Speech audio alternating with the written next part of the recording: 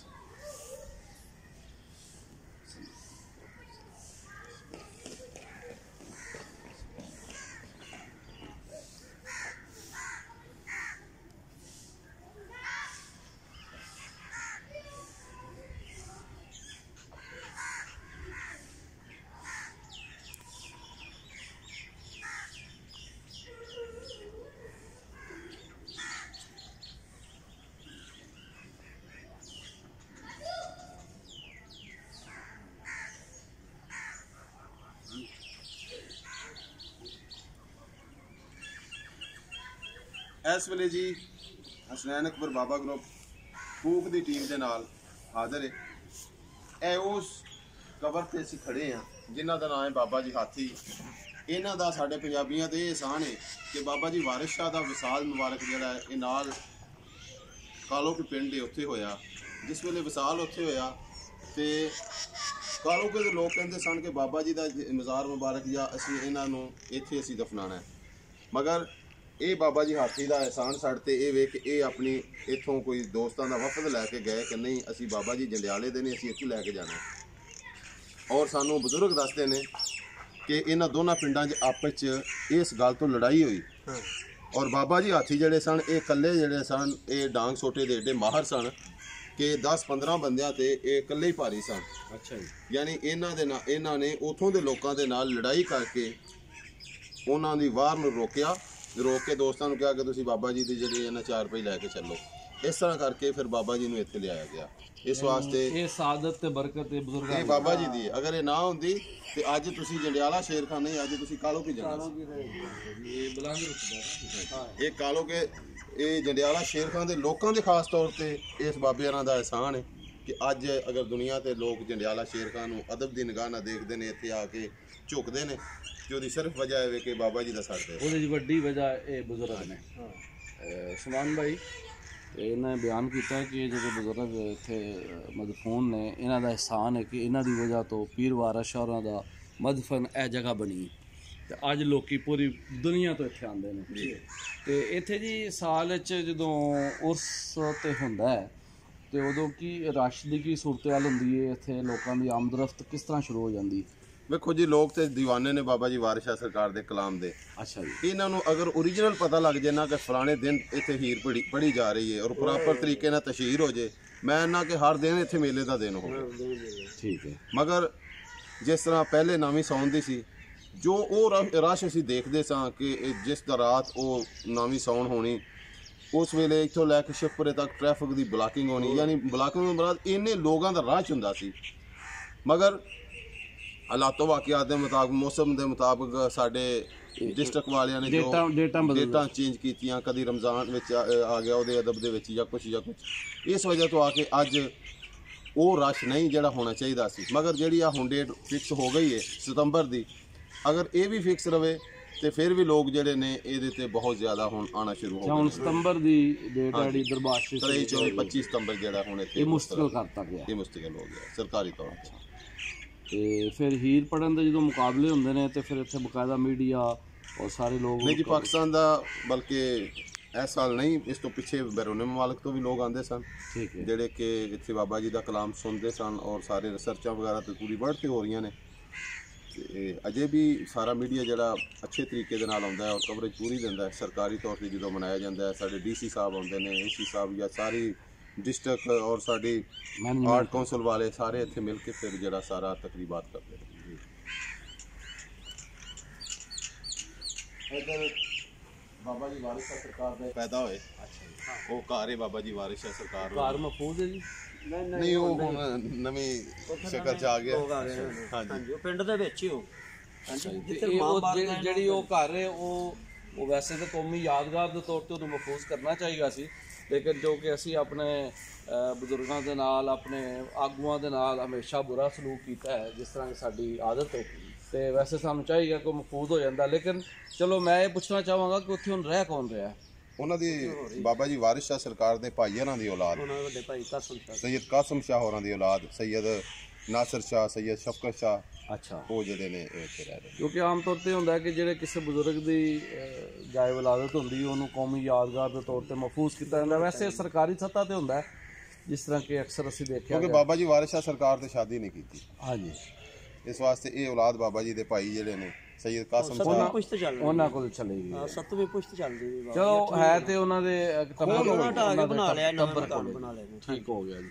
ਅੱਛਾ ਜੀ, ਜੀ ਜੀ। ਹੁਣ ਇਹ ਬੈਕ ਸਾਈਡ ਦੇ ਉੱਤੇ ਬਾਬਾ ਜੀ ਵਾਰਿਸ ਸ਼ਾਹ ਜਿਸ ਮਸਜਿਦ ਦੇ ਵਿੱਚੋਂ ਕੁਰਾਨ ਪਾਕ ਹਿਫਜ਼ ਕੀਤਾ ਜੀ, ਉਹ ਮਸਜਿਦ ਉਸੇ ਬੁਨਿਆਦਾਂ ਤੋਂ ਦੁਬਾਰਾ ਚੁੱਕ ਕੇ ਔਰ ਉਹਨੂੰ ਅੱਛੀ ਹਾਲਤ ਵਿੱਚ ਜਿਹੜਾ ਨਾ ਉਹ ਸਾਰੇ ਕਦੀਮਾਂ ਵਾਲੇ ਬਣਾ ਰਹੇ ਨੇ। ਅੱਛਾ ਜੀ, ਉਹ ਕਿੰਨੀ ਕੁ ਜਗ੍ਹਾ ਹੈ ਜੀ? ਉਹ ਬਾਵਲੀ ਹੈ, ਉੱਥੇ ਇੱਕ ਖੂਹ ਵੀ ਹੈ। ਆ ਬਾਵਲੀ ਦਾ ਜ਼ਿਕਰ ਬੜਾ ਸੁਣਿਆ ਹੈ ਤਾਰੀਖ ਦੀਆਂ ਕਿਤਾਬਾਂ ਦੇ ਅੰਦਰ। ਨਾਲ ਹੀ ਕੰਮ ਦਾ ਕਰ ਲਿਆ, ਪਹਿਲੀ ਹਾਜ਼ਰੀ ਜੇ ਤੋਂ ਬਜ਼ੁਰਗਾਂ ਨੇ ਖਿੱਚ ਕੇ ਲਿਆਂਦਾ ਹੈ ਜੀ ਜੀ। ਤੇ ਉਹ ਇਨਸ਼ਾਅੱਲਾ ਉਹ ਵੇਖ ਲੈਨੇ ਆ ਬਾਬਾ ਬਸ ਜੀ, ਇਹ ਬਜ਼ੁਰਗਾਂ ਦੀ ਕਰਾਮਤ ਹੀ ਸਮਝੋ ਕਿ ਮੇਰੇ ਵਰਗੇ ਨਕਮੇ ਦੀ ਡਿਊਟੀ ਲੱਗ ਗਈ ਹੈ।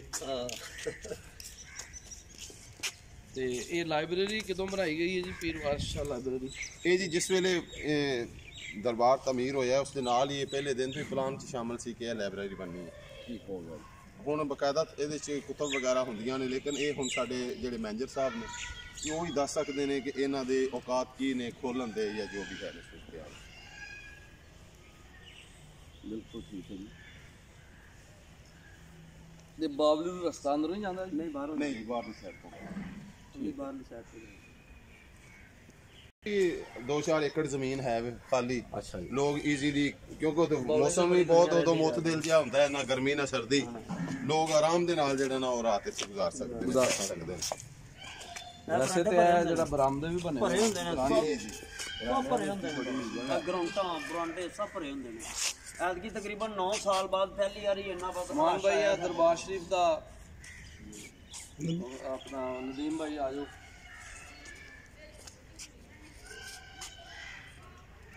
ਸਾਡੇ ਪਿੱਛੇ ਜੀ ਇਸ ਟਾਈਮ ਲਾਇਬ੍ਰੇਰੀ ਪੀਰ ਵਾਰਿਸ ਸ਼ਾਹ ਲਾਇਬ੍ਰੇਰੀ ਮੌਜੂਦ ਹੈ।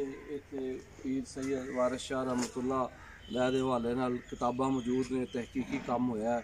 ਇਹ ਮਹਿਕਮਾ ਔਕਾਫ ਦੇ ਅੰਡਰ ਹੈ ਜੀ। ਇਹ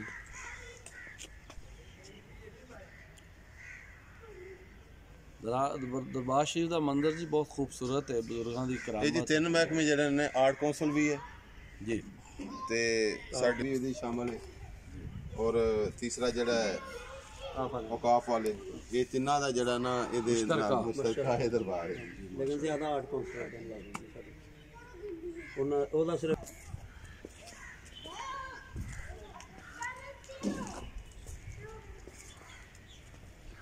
ਜਦੋਂ ਕਰਮ ਅੱਲਾ ਦਾ ਕਰੇ ਮਦਦ,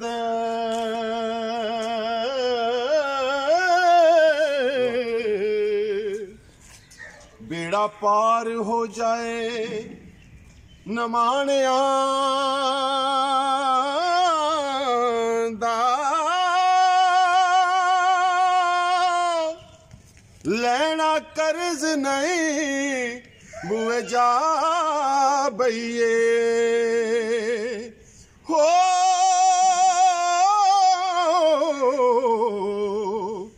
ਕਿਆ ਤਾਨ ਹੈ ਅਸਾਂ ਨਤਾਣਿਆਂ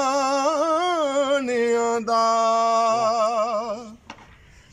ਹੁਕਮ ਨਾਲ ਜਹਾਜ਼ ਸਮੁੰਦਰ ਫਿਰਦਾ ਉਥੇ ਕੁਝ ਨਾ ਜ਼ੋਰ ਮੁਹਾਣਿਆਂ ਦਾ ਇੱਕ ਜਾਗਦੇ ਰਹਿਣ ਮਹਿਰੂਮ ਕੰਮੋਂ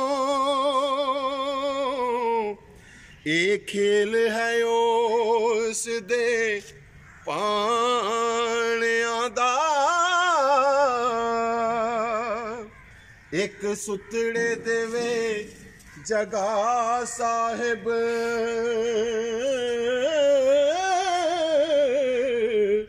ਜ਼ਾਮਨ ਕਿਹੜਾਈ ਹੱਕ ਦੇ ਭਾਣਿਆਂ ਦਾ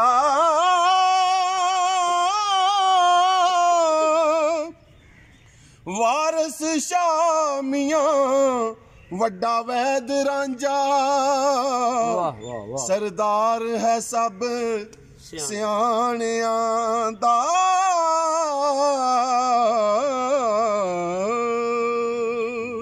ਆਪ ਦੀ ਅਲਾਮਤ ਪੀਰ ਵਾਰਿਸ ਸ਼ਾਹ ਦਰਬਾਰ ਦੇ ਕੋਲ ਹੀ ਹੁੱਕਾ ਪੀ ਰਹੇ ਨੇ ਕੁਝ ਬਜ਼ੁਰਗ।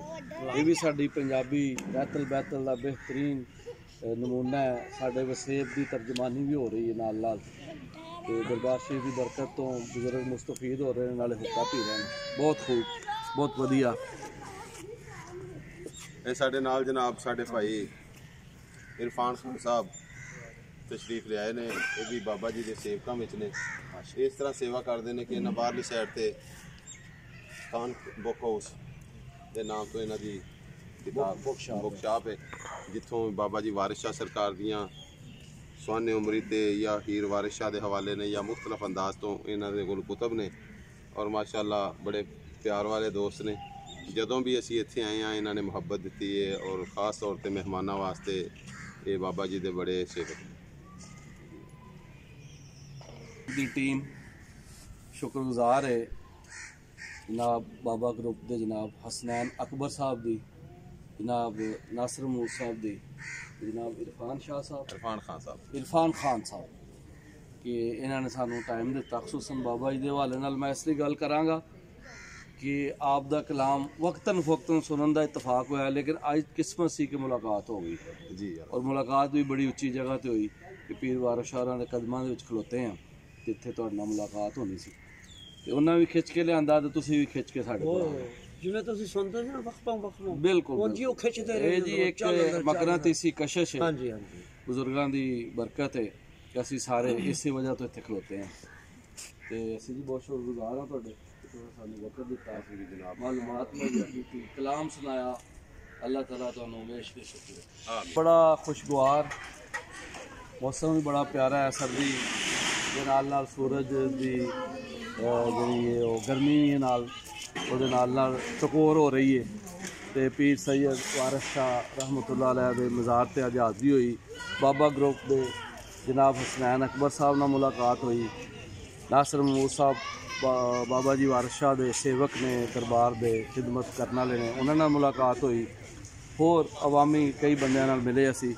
तो दरबार शरीफ का दौरा बड़ा अच्छा रहा साडे लई।